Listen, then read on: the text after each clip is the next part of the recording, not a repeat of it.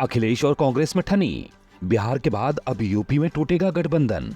बिहार में इंडिया गठबंधन को जोर का झटका लगने के बाद अब उत्तर प्रदेश में भी कलेश शुरू हो गया है। समाजवादी पार्टी के अध्यक्ष अखिलेश यादव ने 2 दिन पहले एक्स पर कांग्रेस से 11 सीटों पर समझौते की घोषणा की थी, जिसके बाद अब कांग्रेस नेताओं ने अखिलेश के इस ऑफर को एक तरफा बताते हुए मंजूर नहीं करने का दावा कर दिया है। पार्टी नेता एक स्वर में कह रहे हैं कि सीट शेयरिंग पर बातचीत फाइनल नहीं हुई है। उत्तर प्रदेश में समाजवादी पार्टी इंडिया गठबंधन का सबसे बड़ा सहयोगी दल है और इसीलिए एसपी के साथ सीट शेयरिंग का विवाद सुलझाने के लिए दोनों पार्टियों में लंबी बैठकों का दौर चला।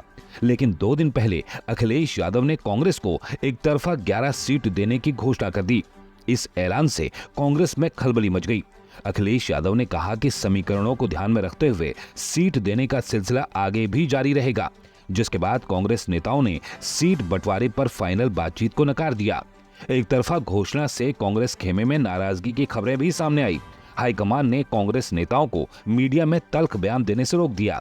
सूत्रों के मुताबिक कांग्रेस ने इंडिया गठबंधन के तहत उत्तर प्रदेश में 25 सीटों की डिमांड की।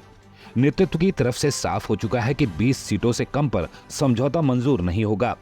वर्ष 2014 के लोकसभा चुनाव में कांग्रेस ने 2 सीटों पर कब्जा जमाया था। रायबरेली और अमेठी में पहले और कुशीनगर, सहारनपुर, गाजियाबाद, कानपुर में दूसरे नंबर पर कांग्रेस रही थी। वर्ष 2019 में कांग्रेस ने सिर्फ रायबरेली लोकसभा सीट पर कब्जा जमाया। अमेठी, कानपुर और फतेहपुर सीकरी में कांग्रेस दूसरे नंबर पर रही। वर्ष 2009 के चुनाव में कांग्रेस को 21 सीटें मिली थी।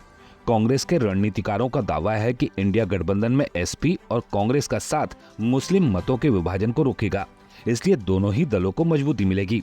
गौरतलब है कि वर्ष 2017 के विधानसभा चुनाव में एसपी कांग्रेस गठबंधन की घोषणा बाकायदा राहुल गांधी और अखिलेश यादव की संयुक्त प्रेस कॉन्फ्रेंस में की गई थी।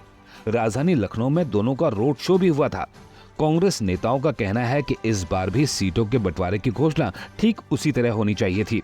बहरहाल लोकसभा चुनाव के लिए दोनों तरफ से अपनी अपनी पार्टी की मजबूती के बुलंद दावे किए जा रहे हैं, लेकिन देखने वाली बात यह होगी कि सीट बंटवारे के बाद तराजू का पलड़ा किसकी ओर ज्यादा झुकेगा।